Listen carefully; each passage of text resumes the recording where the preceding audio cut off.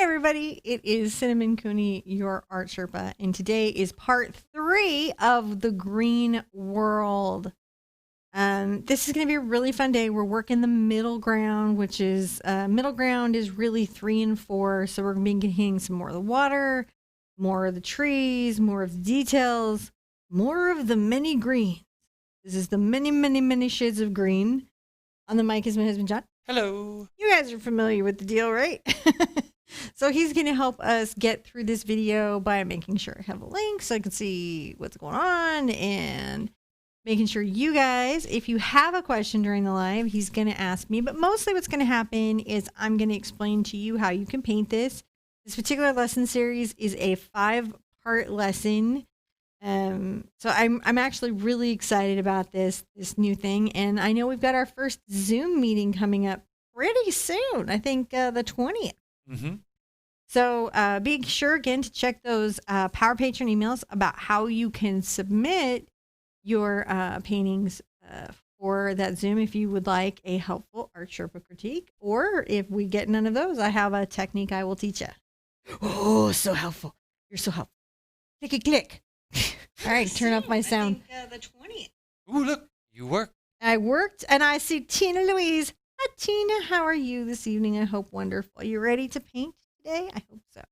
Okay, are you ready to paint today? I think so. Certainly easier than Lake Como, I'll tell you that right now. Just based on all the technical challenges. The painting itself is definitely a deep dive into grass, canvas, nature. Let's do it. Let's do it. Green World Part 3. Let's hope it stays a green world. Because I like my plants and my trees. There we are. So we have done clouds. We've done the distant background. I have a number 4 Cambridge brush. You guys painted with me for a minute. You know I have a penchant for my Cambridge brushes. These are might be a number 2. That's so small, actually. I think that actually is the number 2. And I'm going to be tapping up and down. What's wonderful about these brushes as they start to fluff out, they make really good bushy brushes. Never ever, like if your brushes blow out, don't throw them out. It's not worth it. I am tapping the brush up and down, adding more and more yellow as I go. And remember, we've talked about this a lot, this painting. If you come away from this at all, you're going to be like, oh yeah, I'm not lightening my green with white necessarily first. I'll lighten first with yellow and then come in and white with green. Because if we lighten phthalo green with white, we're going to get a very mint color, which is sometimes appropriate, but not that often in foliage. I will be putting darker values underneath and looking for lighter values at the top. Oh, Margie, how are you doing? She finally made it to a Monday night, painted 1 and 2 today. Again, tapping up and down. You don't have to have this exact brush. It's just, I have to tell you, there's never been a time in my life, though, that I didn't have a small hog bristle brush that was a little bit blown out for this. Now I'm taking a little of my yellow, a little of my green, and I went over to my phthalo blue just to create some depth into the green. You can deepen a green with brown, but you can also deepen a green, interestingly enough, with a blue or a purple. Sometimes we forget to do that. Now I'm getting into my brown now. Now I'm like, there's going to be some burnt sienna. I'm doing a flicking upward stroke. And this is going to be about the reeds that are coming to the water's edge on this particular middle ground embankment. In painting, we have our background, our middle ground, and our foreground. And this painting specifically is super literal about these spatial relationships. I see Kai Cad Red. How you doing this evening? Helping moderate, making sure everybody's got links. I'm so ready for the new website when there's a little text notification that goes out to them from the website based on their patron level. I get into the red and yellow every once in a while on landscape painting. And orange into your green has some powerful ramifications in landscape. It can make foliage seem like older or more aged or more autumn based. And so a lot of times we forget to use the complement of green to pop it up a little bit. What is the complement of green? Orange. Gotta keep you on your toes. Don't test me. It's not. We've been felling trees today, so it's not a test day to test. So I'm getting into my cad yellow and now my white. I really love this where you can get into your your yellow. Oh, that's the Indian yellow. I'm getting into my Indian yellow and now my white. Indian yellow is kind of a mystery color because there isn't really a specific known Indian yellow. So everybody's formulation is very different. And companies will call this historic color. But whenever you sit down to paint companies and talk to them about the historic accuracy of a pigment color, it's a deep debate. More into the orange, grab some cad yellow. Yes. I'm going to come in here and add this pop. And you're going to really see this color, even though it's very muted, even though I haven't rinsed off the brush, into this space. And again, if you're looking in your own paint box, you're just looking for a teeny tiny brush that's very scratchy. You could probably, if you had to, you could probably get away with my tiniest cloud. Just whatever brush you have that gives you that sort of scuffling. I'm looking to see if I have that exact one in the bucket right now. I do. I can tell you all about it. It is a 2. There it is. There's the size of it. I am putting out more cad yellow. There it is. More cad yellow. I'll be here. More cad yellow coming out. And now I've gotten into black. Fun fact. So a lot of landscape painters will be like, you should never use black. Except a lot of other really amazing landscape painters will tell you black and yellow make green. Which is interesting and actually really true. When we get into, thank you, baby. When we get into Grass Quest later, we'll be going over all the different ways that you make green. And I think you'll be surprised at the depth of information that's actually out there for just a secondary color. So I'm continuing to add some green into that, but it's been, shaded with the black. And the black definitely grays out the color. Oh, hi, Trisha. It is good to see you. And I see Miss Linda Sue. Everybody's kind of coming in. Somebody needs to tell Linda Sue that I raided her private wine cellar. We're down a pineapple. I think you just told her. You got to go by and replace some of that. I owe your mom some stuff. It's kind of become a whoopee. And I'm gonna lose my whoopee soon. This is this might be my last hurrah. No, but maybe.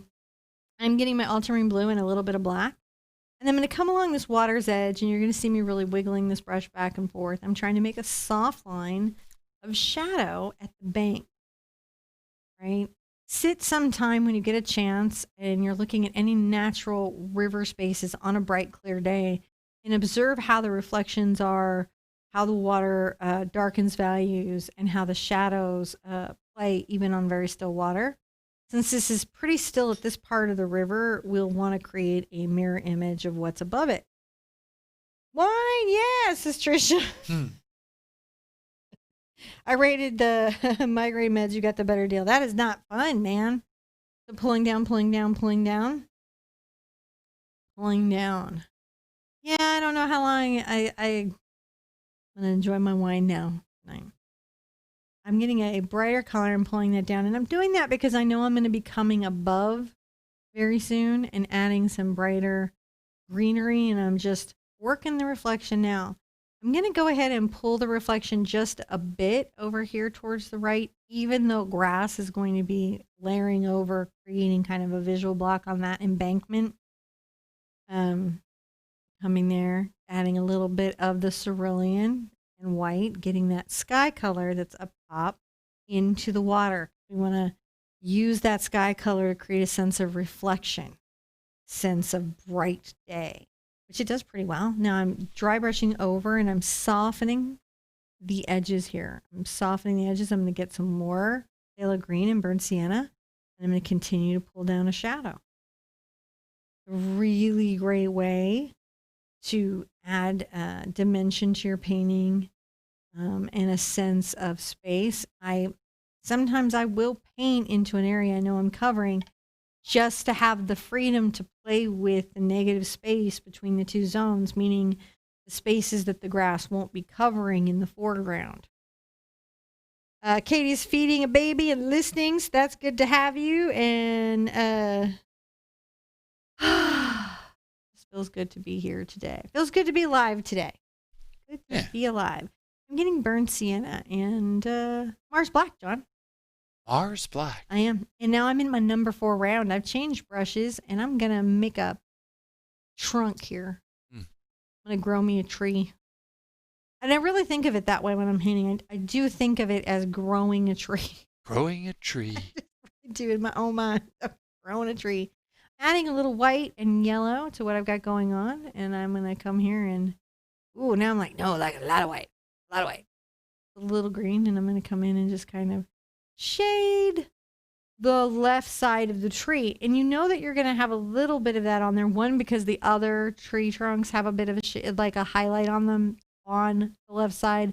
But also because we can clearly see by the way the leaves are lit and the lake is lit, I mean the river is lit, that we have a light source coming from the left.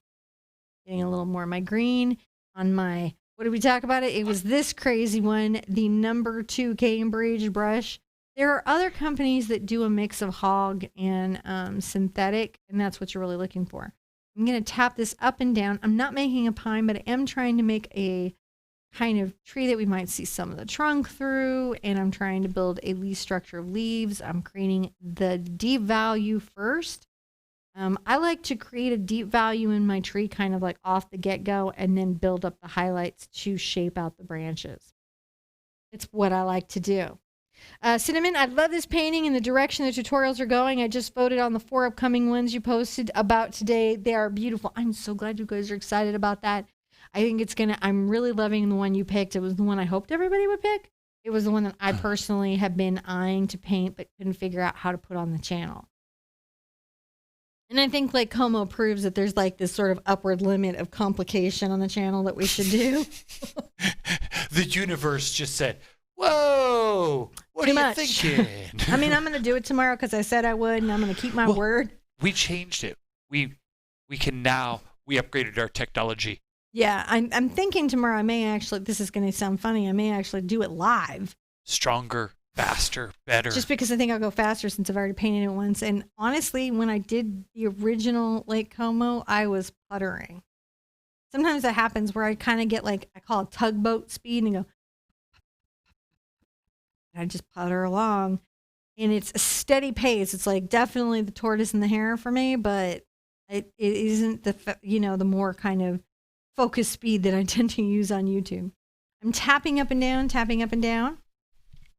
I am continuing to create a tree. You know, I'm going into my dark values here. That's that phthalo green and that burnt sienna. It is a reliable color.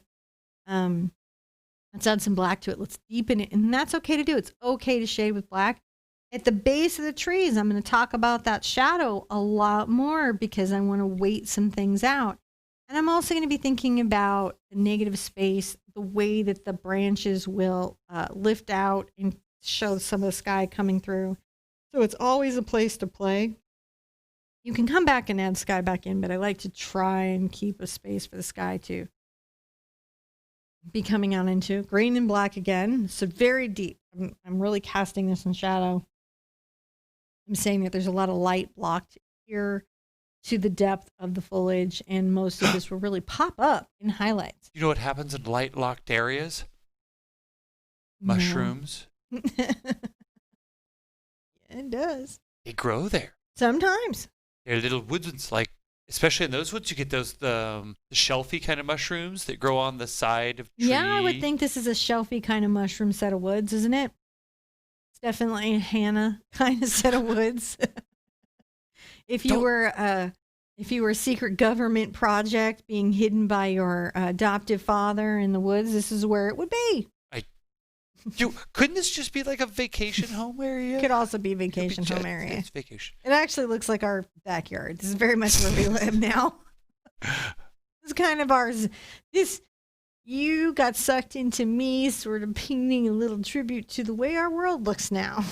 It's very evergreen. Yeah, it's very evergreen and fluffy. We mixed had with little tiny deciduous sprinkling like saplings. It is. Still this number 2 Cambridge, tapping up and down it's a shaded green with Mars black. Notice that I am doing everything I can to avoid making patterns. Avoid them. Avoid them. And guess what? I avoided scrolling with the chat. Did you? I really love the format with your paint palette next to your painting. Oh, good. Then you're going to love Tuesday because that's going to be that. And now that John's got me this small, sometimes he makes me too big, and then I'm like, I don't have enough room on the palette. But if I can be teeny tiny, I'm in the little Sherpa. I'm not an adult. Trisha says she votes vacation home. And Modcat Red says I look extra beautiful tonight. That is really kind, and I appreciate that. I really do think you look extra beautiful. Thank you.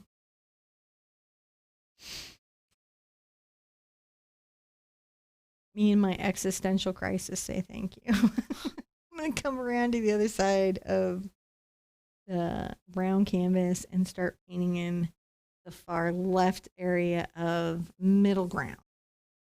Just starting to say, hey, over here's an embankment, and it also grows some trees, and they are much like these other trees, green and happy.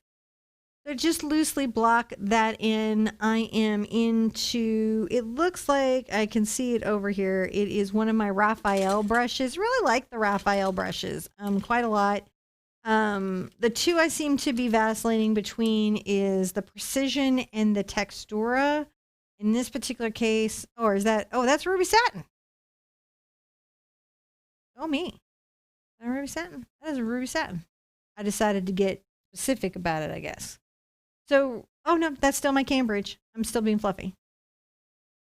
Looks like my Satin, but it's still my Cambridge, which is this bad boy. Now I'm back to my number 4 round. I do really like the Raphael brushes. Very much. They're a very good line. There are good lines of brushes out there. I'm going to come back, and what you see me doing is taking my river color and making sure that I've just implied the hint of just around the river bend. Yeah, I did that. So I'm continuing on with this bad boy. This is my ultimate round stipply brush where I'm like, I'm just going to tap up and down a bunch with this. Sometimes I say things in a way to help simplify them when actually you talk to regular artists and it's their very complicated deal of painting. I am tapping up and down, and I'm going to be making the base structure of the left side. I want to make sure that the upper reaches, I want it to be pretty solid in the trees, but I want those upper lines to be irregular. You know, and I am using a reference, but those are the things that I'm having to duplicate, is that irregularity. And even if I were to get there and I were to see the trees be very regular, I would probably break them up to make it feel more natural and wild grown. Because when they get too regular, they start to feel very man-made. Kelly says, I made it. Thank you, whoever posted the group that you were live. I'm going to assume that's moderator Cat Red. I tried to post to the group that I was live, but all of a sudden I can't post in group anymore. like earlier I did. I put up a poll. Everything was fine. I went back in to answer a very nice question from Luann Pepperwood. She asked a very reasonable question that I super wanted to answer, and I had to answer her on Messenger. We'll check that out. I sent in another help ticket. I don't know. I don't know if it's a placebo help ticket or a real help ticket from Facebook. I don't know. I trust them.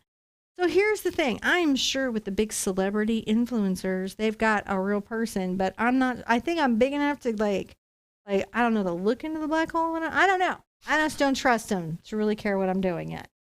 I'm not saying I'm jaded. I'm just saying. They don't see me coming. You know what? And they never have. They've never seen me coming. Never seen me coming. They're like, oh, that True. Lady? Nah, don't worry about her. She's just doing a weird thing. And then they're like, where'd she come from? I just work hard every day. It's amazing how effective it is. See that I'm just still using the dark mixtures of green and tapping that back in and trying to make that irregular. I'm also trying to make sure that there's like bits of sky showing through. Again, I quote it all the time, leave room for birds to fly through. Kelly thinks that Facebook hates us all. Kelly, I think that it's possible. It's possible to do. I don't know. Diane's here. Hi, Diane. How are you doing tonight? And I love seeing Kim Ann and Barbara. Hi, Barbara. How are you doing? And Patty. Well, I got to look over to the side a bit more. Still stippling up and down. And you can see me working this palette. It's a very simple mixture of the greens, right? Once you get into this, just play with this. Like, it's really like, how much can I push 6 shades of green? Still not 50 Shades of Gray, though, is it? Into my Indian yellow. I've decided, however, to play with all the yellows. Apparently. All the yellows are good. All the yellows. I'm just going to get every yellow I have out until I'm happy with it. And I'm adding the Indian yellow in there. When I add the Indian yellow or the yellow ochre, it mutes and kind of shifts the hue of the green enough so that it gives the impression of a different type of foliage. And that's also sort of the dance on the green on green painting. And I know you guys see this all the time. Green on green paintings are hard. People often start them thinking, well, that should be simple. It's just some green grass and a green tree and some green stuff, and it should be just fine. And they get into it completely innocently. We're not realizing it's like a trap. It's like a trap. And they get trapped in the green on green. Can't get out. Green, but not you guys anymore. You'll be like, I can handle it. I can hang. You oils, I can green on green. Pasta, I can green on green. I got it. Green on green. Green on green. Because it's really almost a monochromatic painting. At its heart, it is. With some harmonies in here. We're not like getting crazy with fall colors, so right. We're doing good. Kelly says, can I say one thing about this new format? So here's the thing. You guys, unless you say something really mean about me as a person, but you guys, when you're giving us feedback about the show, you're helping us, and we like the feedback. And I know everyone worries about hurting our feelings or upsetting us, or the things that we can. When you guys give us suggestions, if there's something that the consensus of the community is excited about, and it's possible for us to do, generally we're going to change it. And this and here in these patron lives is a great place to talk to us about it. Yeah, just tell us everything you think. It's totally okay. Because it's just us. Super safe space. Isn't it like the competitors out there like, they're making fun of a new format? It's just, they do that. They laugh like you don't know it, but they laugh like Dastardly Dog. They do. I'm continuing to green on green. Wow, I got deviated. Hi, Stephanie.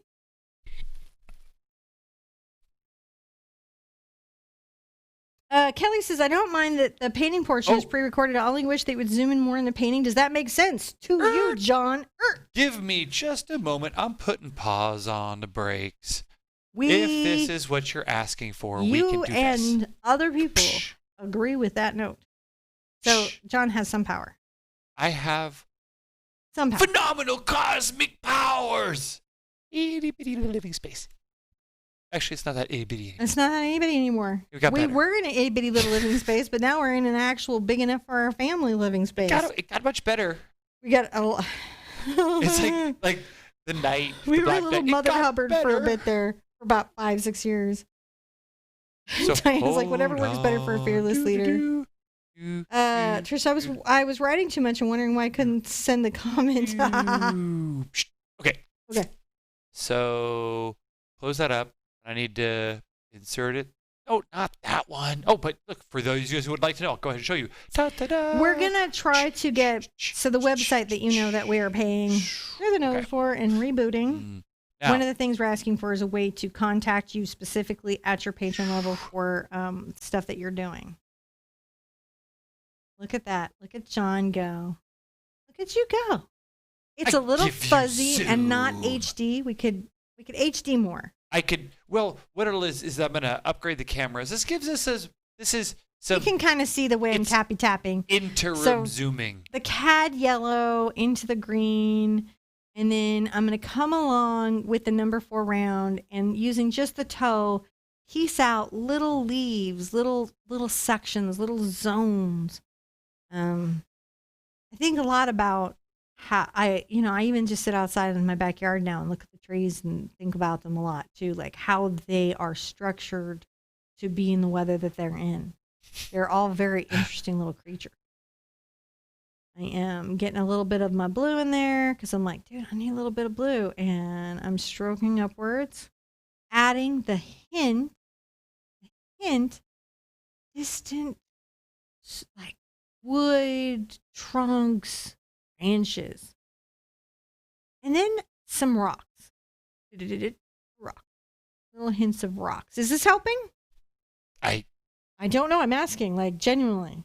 I think it's helping. I see the rocks. Dang, just put our noses in the paint, John. I think we can't just shower them with love on a private tutorial. What does that mean? I don't know what that means. Yeah, Kelly came back in. Yeah, it's perfect. I still like to see the details when I follow the tutorials. I'm using an iPad, which is already small. And we think about that a lot. I'm into my Naples Yellow Light, which is really tight knit yellow. It's okay. So we have Naples Yellow Light in this Sen LEA, which I do love. But this is actually the best one.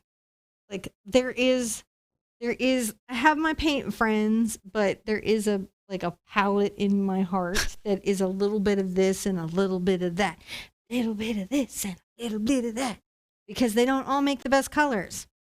They don't all universally do that. Like I'm like, I like the phthalo blue of this company better than the other companies, but I like the quinacridone magenta over here. So here I am on my number 4 round, again, piecing out those delicate little leaves. Piecing them out. Great. Hold on. Did we turn it off on, did you turn off the donation thingy? They were asking about it. No. It shows for me. No, it doesn't show. It's grayed out for me. Oh.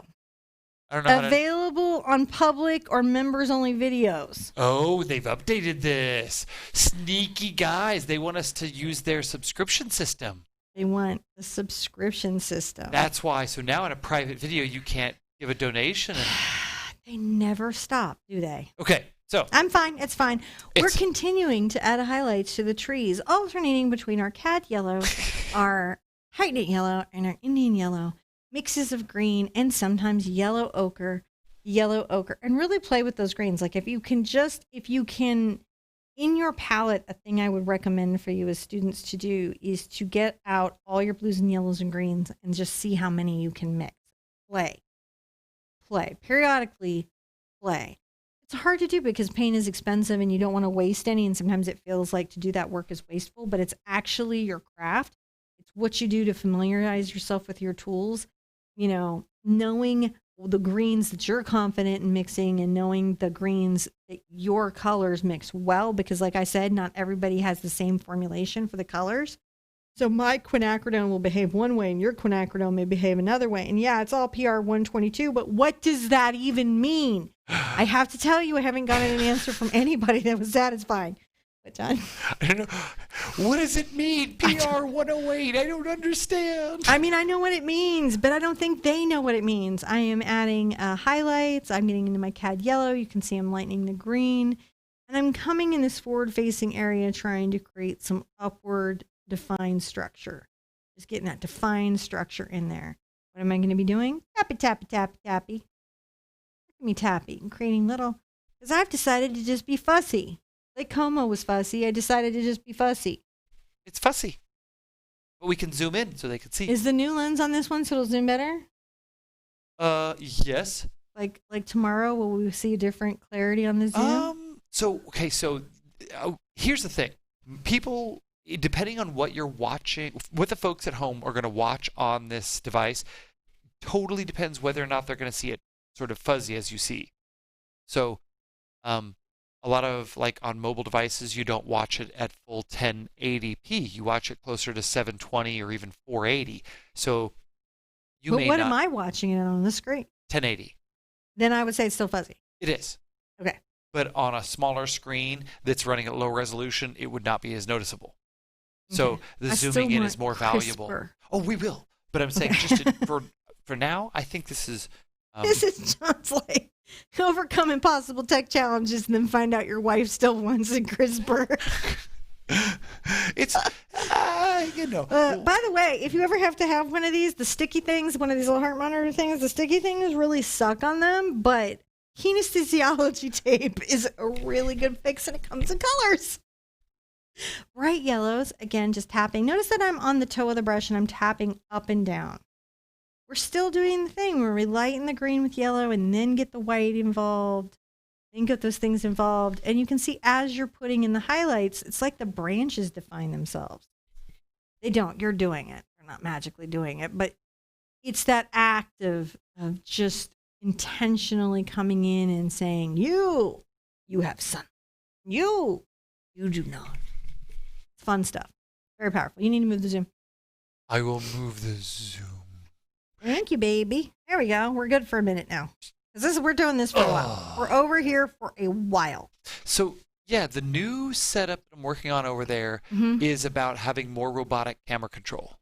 So what will happen is that camera will soon be robotic overhand. Okay. Overhead. So. But not crisper. Oh, yes, it will be much crisper. Okay. It's a combination of both. So because we're going to be doing a optical zoom instead of a digital zoom, it'll be crisper. Much crisper. See?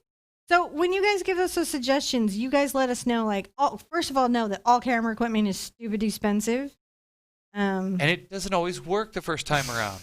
You can spend the money and then find out it doesn't work, and then they don't want to take it back. Yeah, they're like, well, you took it out of the package. And I'm like, yeah, and but it doesn't frame on the it, way so it's yours now. Yeah. It's like a baby bird you take out of the nest. Did you touch the camera? Did you touch it? Because your smell is on it now, and we can't take it back. For $2,200, I feel like you could return it, but maybe not. I have no feelings about these issues at all. Patty Hoffman's like, I know what it means. Art by Command says, I overmix up too much of a color, so I use palette knife and put it on an empty pill bottle and write on the mix best I can get and use it again later. Kelly says, as a beginner, I really appreciate being able to see your canvas up close. I think when I started, I was expecting the paint to go on like glass, which it does not by far. It really doesn't. And if you want a smoother application of paint, you almost have to switch from heavy body to fluid. When you paint with fluid, it's very smooth and it's self-leveling and it performs more like gouache and is what you expect because that's what's used in decorative painting like one stroke and toll painting. Heavy bodied is a very like it leaves the brush stroke in and it leaves the act of your painting in it, and then on top of that your canvas is rough, and so it's a whole thing. But I have come to really love that about the medium, so I tend to lean into it. I am taking a very light color, very light green, and I'm coming up and doing some like reedy strokes. Whenever you see me doing these little upward strokes, I'm talking about reeds, I'm talking about grasses, I'm talking about saplings. So, and when these things are distant, you've got to give you the impression of them. You don't necessarily have to paint them in complete high definition detail. If you paint every depth of the canvas in high definition detail, and there's an artist that I really love that does this, then there's no focal space in the canvas, though. It's all in focus. It's all, you're seeing the world like you're which you don't in real life. You see some of it is fuzzy and far away, and some of it is more in focus, even in your own eyes. So some artists will get in there and they're like, I'm going to paint the background in high definition. I'm going to paint the middle ground in high definition. I'm going to paint the foreground in high definition. Nothing is out of focus. It's all in HD, which is really cool. But it's not specifically like how you see when you're standing outside. I'm going to continue. You see, I get into my different. I love my yellows. I love my tight knit yellow. Yellow gate. So this area here, I'm going to get a lot greener in. I'm going to imply that there's more light coming through this break in the trees as if the fauna is not as dense as it is elsewhere in the landscape, getting a little more green on there. And I'll be tapping up and down, just trying to create this delicate dimension and this space in the break of the trees. And there's just kind of more reeds here, and there's more light coming through. And I really like kind of putting that in, because if you think about it, in your natural landscapes, you really have that going on.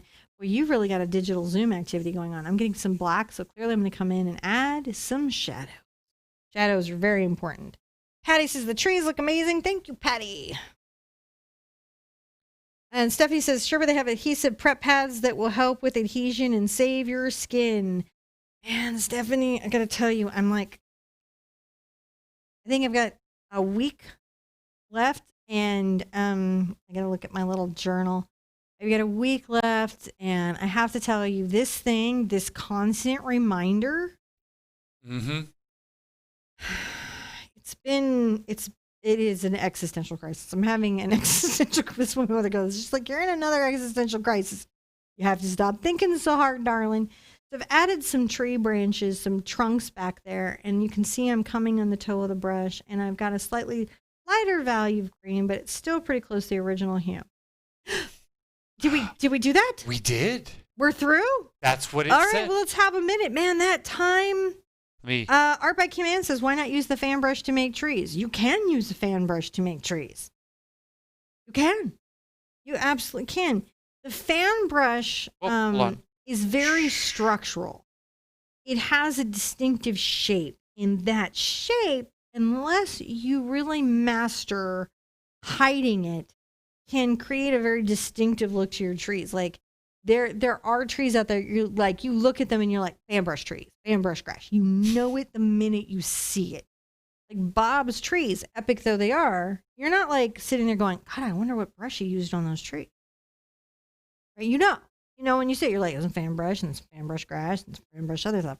So that's sometimes why we like to change up the brushes, because we're trying to hide the way we're making marks. It's a weird thing. We're being painterly, so we're letting people know, hey guys, this is a painting. See all my painterly strokes? But at the same time, we're sort of being a little bit shady about what's happening and how those were made. You can tell when somebody's really great at this, because when artists go by their painting, they all do this lean in optical inspection, like, I'm going to suss out how you did this. It's very like super invasive. It used to be a hard thing for me to deal with in public exhibition, the lean in and just breaking it down. All right. And Katie Lyon says, watching you do these has totally saved my painting I'm working on. Thank you, Katie. Thank you for sharing with me the way this has helped you in that progress, and seeing your painting start to go the direction you were talking about that you wanted it to go has been super rewarding to me. Like, I really appreciate it. Tomorrow we're going to Como. Come by for that. It should be really cool. We're going to do it during the day. Wednesday evening, I've got a really cool watercolor. And we've got our Zoom. So again, if you want to have a critique, you've got to go by the newsletter and check out how to submit those. And I'll do that. I'm actually going to check and pull this all together. And then if not, we'll do a technique and enjoy our Zoom thing. We're Zooming from here, right? Actually, I don't know. Yes, when? John's having a hard week. What I will say is hard month. Yes, we are Zooming from here. Uh-huh. But the Zoom equipment is in this cart right here that I have to put on this table right here. That's Thursday. Okay, I have plenty of time. What's going on? I do want to give a note to you guys and pass it on if people are asking. What's happening with the Red Queen this month? I don't have an easel camera set up right now. I mean, I have an easel. I confused my mother-in-law earlier. Can I do what's actually happening? Yes. Alice came by and started hassling the Red Queen, and there was a hare that ran by and said that he was late to something, and everybody got all upset, and they're now out in the back garden running around. Cool beans. That.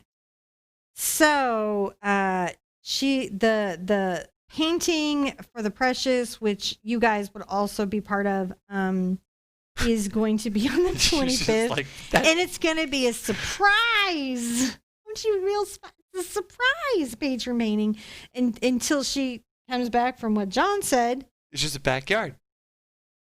I don't want to paint in the backyard. I'm in the backyard. Oh, he's with the in the Red backyard. Queen. He is in the backyard. We're felling trees. It's In a the whole garden with the white and the hair. bear and the bear. And There's the a bear. neighbor that. Okay, first. Okay, I'm gonna save it for the Zoom. All right. I was just gonna say that you look like the Unabomber today. You know what? That's I got my. Oh, I got my. That's kind of scaring people living around because he's in really practical gear because they're knocking down trees. So he's got these crazy overalls and the hair and the hat and the glasses and the stuff, and sitting there with the chainsaw like Leatherface going, "Did you want to talk to me? What could go wrong?" I'm not saying that I'm not necessarily not the most approachable looking person. Oh, Patty says off with the trees. And I can't Zoom with you on Thursday. I'm sad. Sorry, everyone. Oh, Trisha, I'm sorry. We will send light and love and hugs and everything your direction. So hopefully we will see everybody next Monday for part 4 where we finish the rest of the middle ground. Can you believe how this class has flown? This is great. I think we're going to love next month's class. I think that's going to be a lot of fun. Be good to yourself. Be good to each other. And I want to see you at an easel really soon. And me too at an easel again. Sometime. Maybe in the future. Bye-bye. Bye.